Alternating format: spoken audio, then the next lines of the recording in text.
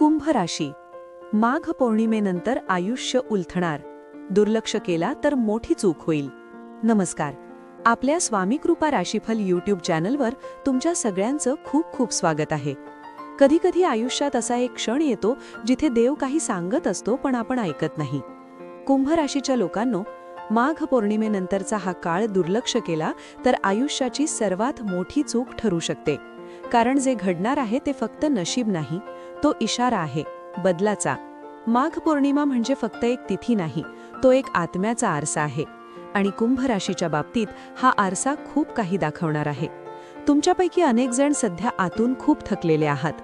वरून सगळं ठीक दिसतं, पण आत एक शांत वेदना आहे. कोणी समजून घेत नाही अशी भावना. मी इतकं केलं तरी माझ्याच नशिबात संघर्ष का, हा प्रश्न तुम्ही स्वतःलाच अनेकदा विचारलाय.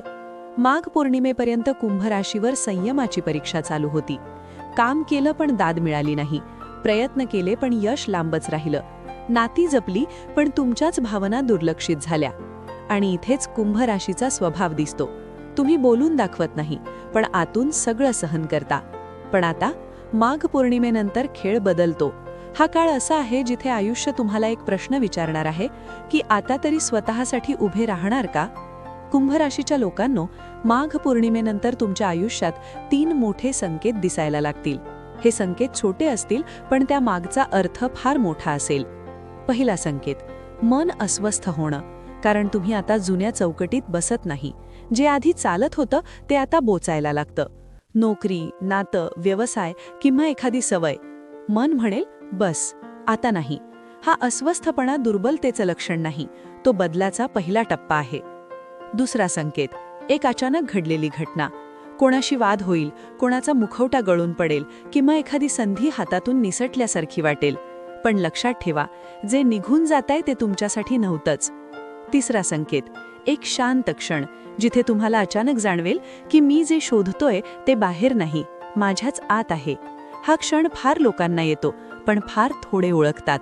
आता इथेच मोठा धोका आहे कुंभ राशीसाठी.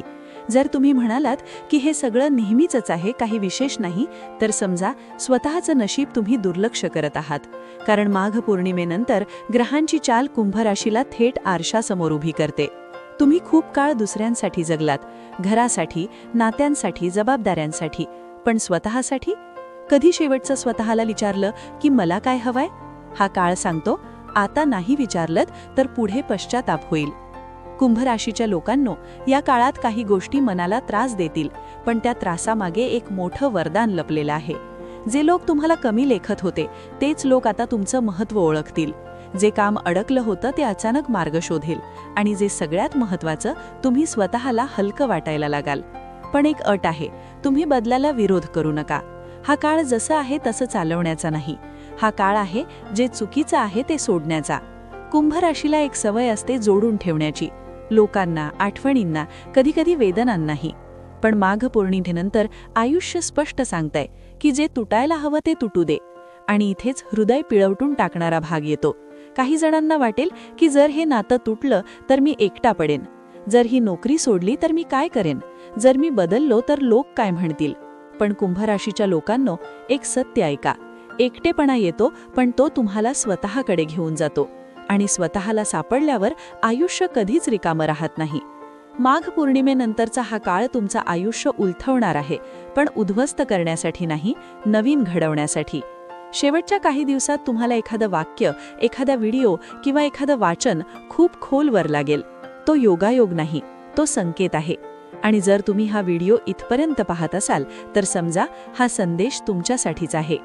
आता शेवटचा पण सर्वात महत्त्वाचा प्रश्न, तुम्ही बदलाला तयार आहात की अजूनही जुन्याच साखळ्या धरून बसणार आहात. कमेंटमध्ये एकच शब्द लिहा, तयार किंवा भीती वाटते. तुमचं उत्तरच ठरवेल माघ पौर्णिमेनंतर आयुष्य तुम्हाला कुठे घेऊन जाणार आहे. जय जय स्वामी समर्थ. असेच माहितीपूर्ण लेख रोज मिळवण्यासाठी आत्ताच आपल्या चॅनलला सबस्क्राईब करा, लाईक करा आणि शेअर करा. धन्यवाद.